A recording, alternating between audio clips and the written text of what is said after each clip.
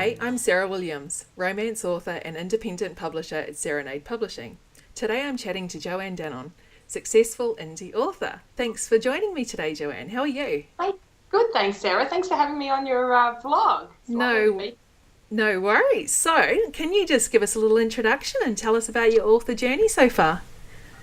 you. Okay, so I'm Joanne Dannon. I have 13 books currently published and a number of sets. I write mild, steamy contemporary romance and also sweet romance. Um, Sorry, I'm just wondering, there's pop-ups coming up. Are they coming up on the Oh, screen? no, they're not. Okay, sorry to do this to It's all you. good. Oh my gosh, I got pop-ups coming up on Yeah, the screen. no, Sorry. that's all good. And I'm indie published, as you mentioned, and I'm very open about how I became an independent or self-published writer, and I like to share all the mistakes that I've made and share them with other authors so they don't make the same mistakes that I made. So I'll start there. So I started, everyone wants to know why you write romance. I started writing romance because I love it and I've been reading it for so many years. I wrote to some of my favourite Mills and Boon Australian romance writers. I can't remember off the top of my head who they were, but one of them was Trish Murray, who's lovely. And she recommended that I join Romance Writers Australia. And it just turned out that there was a conference at the time. It was 2007.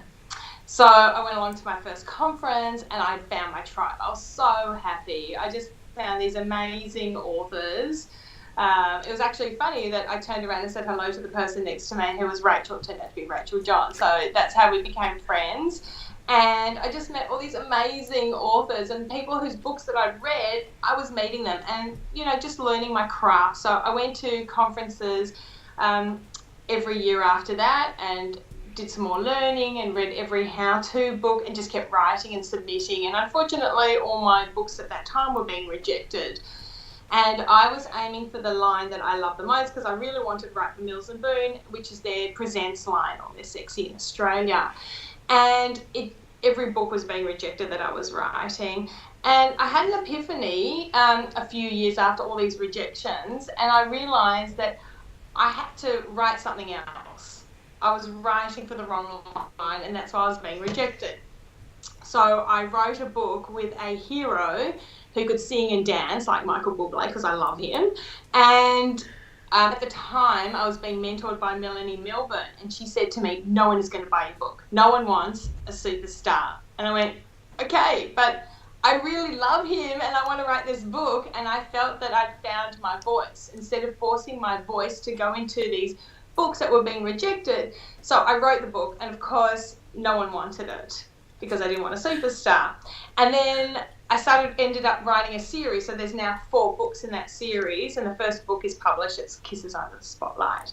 And so I'm writing these books. I found my voice. I'm happy. And I looked at these books and I'm going, these are much better than what I was writing before, when I was trying to force my voice because I wanted the dream, just like Claire Connolly wanted to write for Mills and Boon. So did I, but I couldn't get my voice into that category. So I just kept writing these books that I loved, and that's part of the reason why I ended up going down in 2015, my apologies, and became a self-published writer because I couldn't find a publisher who wanted what I was writing.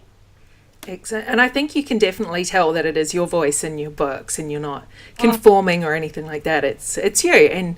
And like you were saying, that is the great thing about being an indie. We can put out what we feel is at our best. So that's absolutely brilliant. So all those books that I wrote, I mean, they're terrible because I was forcing, do you know what I mean? Like I was forcing, and that's why it's like, but it was a big decision to make. And at the time it's like, oh, well, that's good that you found your voice and you wrote, but in a way it's kind of stupid because I had no one to submit to. And I'm lucky that there's self-publishing available. Otherwise I would have had all these fantastic books that just kind of sat in my computer. So I'm very grateful that I can have that opportunity to self-publish my books. Yeah, no, that's great. So you started publishing them 2-3 years ago. Which is fantastic. And tell us about that in terms of, did you originally publish with just Kindle, or Did you go wide? So I started off wide, which means for writers that you're available on all platforms, so not just Amazon, you're in iTunes and Barnes & Noble, Kobo. So I was across wide, and I just felt that my sales weren't really working. And there's Amazon, yes, they're massive, but they do a lot of benefits for authors. And I was looking at these benefits and tossing up. I think I'd been published for about a year and a half by this stage. So it's still quite a while that I've been wide. And I thought, you know what, I'm going to go and ask my readers. So I polled them and I said, okay, I'm thinking about moving to Amazon, which means they're only available to buy Amazon and Kindle. What do you think? And basically most of them said, okay. And what I do for those readers who, for whatever reason, can't access the books, I give them to them for free. So they'll get a copy of it through Kobo. I have a few of those readers, and I just give them my books for free because I felt bad that they were going to miss out. But for me, being through KU, which is Kindle Unlimited, has been fantastic. It's been amazing for me. I've been able to reach more readers. Most of my readers are in America, and most of them have KU. And I have KU, and I love it, and I know that my readers love it. And so for me, that is where I want to stay at the moment. It suits me. I think it's really good for romance writers, or contemporary romance writers. So Kindle Unlimited is fairly new in Australia. It's only been around for a few months. So it's I like to say it's Netflix for books. You can borrow whatever you like from the library, and that's right. Yeah, just a subscription. I can't remember. I think it's $14.95 or something a month. It's $10. I think it's about 14. I mean, I love it. Like, I absolutely love it. I read heaps. I mean, I may be a writer, but I'm also a reader. Yep. And for me, it's a good way of trying out new authors. And, you know, you can just read heaps of books, and I just love it. Yeah. And I understand why my readers love it. And, you know, they offer a lot of benefits for writers. You know, there's a reason why they are so big. That's it. And and because romance writers are such voracious readers, it is that great way. They're not having to spend, you know, even $3 or $4 for a book. It's $14, and there you go. So, that's right. Yeah. Because don't forget, some of my readers, they read a book a day, which is phenomenal. And so if you think about it, my books are $3, $2.99 US. So if they read a book a day, even if they only read, say, 15 or 20 books, you know, paying $10 a month, they're already well ahead. So I can understand why these readers would be in KU. I mean, you know, you've got lots of reasons why people read, and some people just read a lot. Yeah, that's excellent. And like you were saying at the beginning, you've been very open with your journey so far. And I know we're doing a lot of blogging, and you've taken a little bit of a break from it now, but tell us about blogging and how that's helped you reach your readers and also other authors. Yeah, so I guess I was blogging, and then I thought I'm going to stop. I started up again, and one of the reasons is I went to the New Zealand conference last year, the Romance Writers of New Zealand conference, and one of the reasons I went there was because Kristen Lamb was there, and she's amazing, and she did a one-day workshop on. One of the things that she was pushing is that you needed to do a lot of blogging. Okay. Can you still see me? Because now there's a little poor connection coming up. Sorry. Yeah. And she was actually recommending that you blog regularly. And she's amazing. And I got to chat with her, and I went, you know what? I really like your reasons why. And so then I started up. So I have at least a blog, you know, 1 or 2 a week. She likes once a day. I don't do once a day, but I do 1 to 2 times a week. Although, as I was mentioning to you before off air, is that we're just doing major renovations, so I've been a little bit lax on the social media and blogging and everything. But I'll get back into it once I'm sort of set up in my office and everything's all back to normal. Yeah. So yeah, I think that's been good. With blogging, it's not really just going out. It's more getting people to get a path back into your website. That's really why it's so good. Yes. Yes, and that it's a really good reason. And I know I just recently started blogging for the Romance Writers of Australia, so I'm only doing that once a month. That's enough. But couldn't imagine doing it every day. Well, I was writing for Savvy Authors for a while, which I love, but it just became too much with all the renovations and everything else I was doing. But having that as well, and it's really, really good. Firstly, it's good for you to be able to start writing these pieces, but it also gets people from, I don't know, all around the world to find you and to find your articles and to read them. Yep, that's it exactly. So tell us about time management for you, because I know you're also a busy mum. I am a busy mum.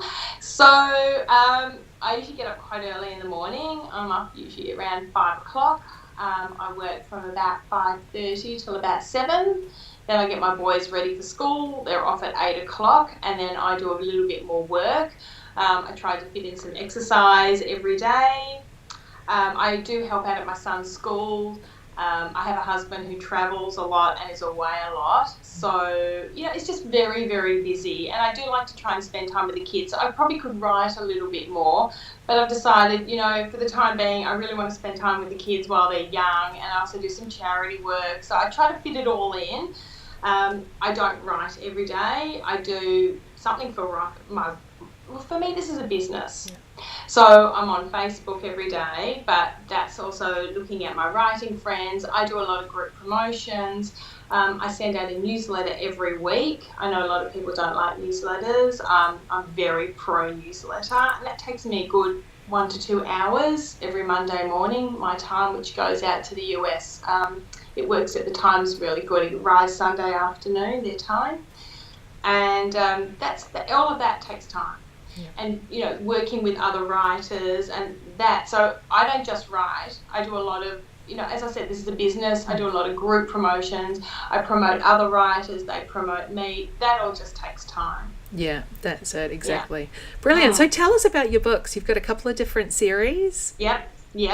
So I've got a few series. I've got my Desert Desires and other desert sort of books that I have. I've got my Alex Jackson series, which is 4 books, and even though they're all standalone, they're all linked, and that's probably my most popular series, ironically the one that none of the publishers want to. Everyone loves that. I just watch the I can watch with my sales. That's one good thing with indie publishing. You can watch your sales, and at the beginning of each month I see the little spike of the first book, and then I watch as each book is read. It's just really interesting. There's no sales at the beginning of the month of book 2, 3 and 4. And then you see it over the month progressively getting higher. It's really interesting. You see book 2 getting read, then you see book 3, and then book 4 getting read. So that's really funny. And also with the holiday romances. And what's really nice is that I've been working with Charmaine Ross, who's amazing, very talented writer. I met her through RWA, which is great, and she lives in Melbourne, which is a bonus.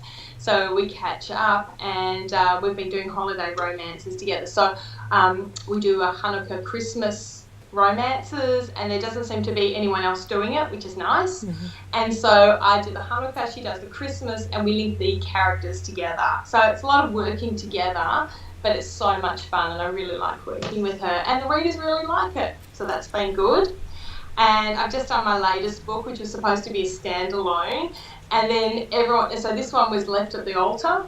So you had the heroine was torn between the groom and the hero.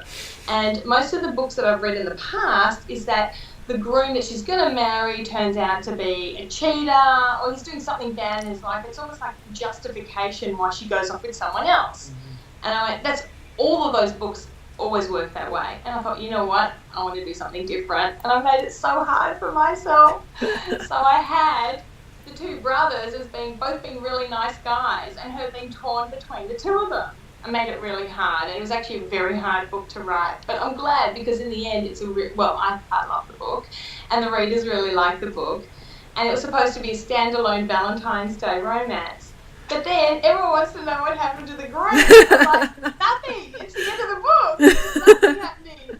And so then I thought, I had too many emails. I had too many readers writing to me going, what happens to Felix? I want to know what happens to Felix. I went, okay, So I'm now writing another book. So now it's going to become a series. So there'll be the 2 books linked. Oh, So you get to see what happens to Felix at the end. And I've just started sketching out some ideas, but I'm in the middle of writing another book. So I know some writers can do 2 books at once. I can't do that. I've got to finish the book that I'm writing now. Then I'll write Felix's, and then I've got 3 books at the moment that I need to write. And I'm also organising 2 sets. I've got a set coming out in August for Asian Valentine's Day. And then I have a set that and also when you project manage these sets, that also takes a lot of time as well. It takes into your writing time. And I'm also organising a Christmas set that's coming out obviously, for the holidays, for Christmas. And then I'm also doing one with Charmaine, so quite a lot of writing there. And I really like managing the sets. I was a project manager in my previous corporate life, so I enjoy running these sets. But it does take up writing time, but that's okay. Yeah. They're fun, and it's good to work with other writers as well. It is, and I love how you are helping other writers with joint promos and those sorts of things as well. Yeah. So, that's absolutely fantastic. So, and you've just done some rebranding of your books. They have new covers. Yes. Well, that was one of the mistakes I made when I started out. A lot of things I just kind of went out. I just didn't know what I was doing. I just went out and published a book because everyone said it was really easy, and it's not. It's not easy. It's very easy to go stick a book up in Amazon, but to make sales and to get readers, it's actually quite hard. And so one of the things is I didn't expect in 2.5 years to launch 13 books. Like I just didn't think that was going to happen, and I've got a massive reader list and doing the newsletters and all of this. It's like a business, and I didn't expect it to happen so quickly. So my advice to writers is slow it down. Work out your branding first before you go and start getting all your covers made. And that was my problem. I went, oh, that's a really nice cover. So I went and bought a pre-made cover, and then I found something else. Oh, that's really nice. And although my series were linked, but what would happen is that with my branding on my books, my name was at the top on some of them. My name was down below. There were different fonts. Like, the books were all beautiful. Don't get me wrong. The covers were lovely, but there was no consistency. And I thought, you know what? You need consistency across the book. So I've got to went to the artist, and we just redid all the books. Yeah. And so now same fonts are used. My name is at the top. The title's down below. And I think they've got a little bit more contemporary feel. Not that there was anything wrong with the other covers. They're all beautiful. Don't get me wrong. But it's just that at least now there's consistency with the branding and with my name. Yeah. No, and they do. They look fantastic. Very stand out. Thank you. Excellent. So you've been doing conferences for quite a long time now. So you're a member of the Romance Writers of Australia, the Romance Writers of New Zealand, and the Romance Writers of America. So tell us about the sorts of things you've gotten out of being members of all these groups. I think that they're fantastic. I'm very thankful to Romance Writers of Australia. It's where I started out.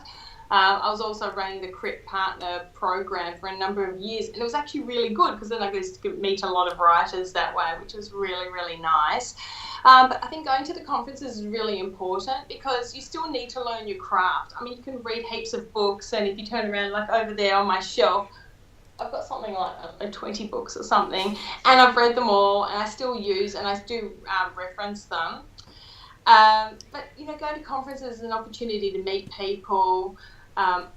It's a shame I didn't get to meet you in Adelaide, or maybe I did, I don't know. I did meet a lot of people, but there's a lot of writers I met Claire, I met a lot of other, and it was really good. I met Nikki Steele, who's now living in America at the moment, who's another indie, and just there's a lot of people that I got to meet, which was really good. So every conference I met new people, I learned a lot, and it was fantastic. And you can't, look, there are some writers who can write their first book and publish, and it's great. I'm not one of them.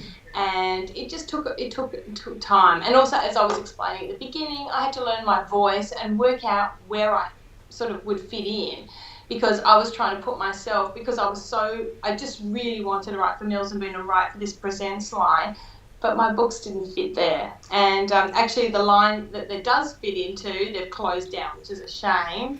And I did speak to the editor, and they said it's never been been brought back, which is a shame. Yeah. So looks like I'm sticking with my indie publishing. So yeah. Oh, and going back to the question, I diverted, so apologies. I've actually been working with a lot of New Zealand writers lately, which has been fantastic. So I headed over there last August, which was fantastic. So I got to meet them in person. And actually, I shared a house with a number of them, and they were fantastic. It was so welcoming. It was really, really nice. And I am a little bit of an introvert, so I did find the smaller conference a bit easier to deal with. Like, there was, I think, about 150 people, whereas at the Australian ones, it's about 300. I find that quite overwhelming, so I like the smaller conference. And as I said, I went there because of it was a whole day on marketing, which for me suits me at the moment. Rather, I mean, I've spent, 10 years going to conferences learning my craft. So I sort of feel like I've learned as much as I can. I mean, you can always learn more, but at the moment my focus is on marketing, growing sales. And I felt that the New Zealand conference suited me better. And I'll be going this year as well because I got Bella Andre, and I'm like, I am there. Yes. Like I am there. Yes, and I will be right. I'm ready to go. I'm going to be right beside you, fangirling Bella Andre. Get on the show. Yeah. I'm planning on stalking her. No, I'm not. Yes. No, I'm very excited, and they've got a great lineup. Like, I was really impressed with their lineup, and I thought also going to Auckland. It's only 3 hours away, so it's nice and close. And we should shout out to all the volunteers that organise all these different conferences. And oh my gosh, yeah. Yeah, it's a lot of time spent. A lot of their writing time is spent organising these conferences, which are fantastic. I mean, I've always believed that they should have hire someone as a project manager to do it, because it's so unfair on the volunteers to give up so much time to run these conferences, because they're amazing. I mean, they really are amazing. And there's been, some conferences that are just exceeded people's expectations. So it is hard for anyone else to kind of bring that back, especially with budgets and those sorts of things. And there are so many conferences to choose from. And of course, you don't just have to write romance to be involved in Romance Writers of Australia or the other ones. There's, the 20 books to 50K group, which is now running 2 or 3 conferences a year in various places overseas. And so my friend came back from that one in Vegas, and she got a lot out of that one. So we've got lots of choice now, especially the indies. There's more conferences, I think, for indies than traditional, but so, well, that's fantastic. And like I said, I've been to Romance Writers of Australia conference twice. I'm going to New Zealand this year. I'm an introvert, so I'm looking forward to the smaller crowds. But of course, I'm hyping myself up because next year I'll go to New York for the American conference. Yeah. So I would like to go to that one, but the idea, I mean, they've got their ballrooms got 2,000 women in it. That just, for me, just freaks me out. Like, so many people in one space, but I would love to go. I think that it would be amazing, and I think it would be a really good learning opportunity as well, and networking. I think it would be really great. Yeah. So I'm definitely, it's taken me 2 years to psych myself into it. So that's brilliant. So what are you working on at the moment? So I'm doing the second book, which is Felix's story, which is going to be called Falling for Miss Right. Ooh. As in WRITE. And then I've got another one that I'm writing at the moment, and it's a bit of a taboo romance. So you've got someone, and it's part of a set that I'm organising with some hot Asian guys. So I've got a very good-looking Chinese, English, tall, dark, handsome hero. So I've got that. That's a bit of a taboo romance. I'm doing that one, and I'm also running the set as well, and that's the one that's coming out in August. And then as I said, I've got to get my Christmas romances organised, but I'll do them after I've done the others. Excellent. And I know if we join your mailing list, you send out a free book. Yep. Bidding on Love, which is a full standalone romance. It's one of my sexier romances, but what can you do when you've got an Argentinian hero who's drop dead gorgeous and can dance? Of course, it's a bit skinnier. But so you get a copy of that. So if you go to my website, you can get a copy of that romance and enjoy. and then hopefully you'll like what I write and can try some other books. Yeah, excellent. And all the links to your social media is all via your website? Yep, all on the website, which is joannedannon, one word.com. So JoanneDannon.com. Excellent. Well, thank you so much for chatting to me today, Joanne. Thanks. Nice to chat with you.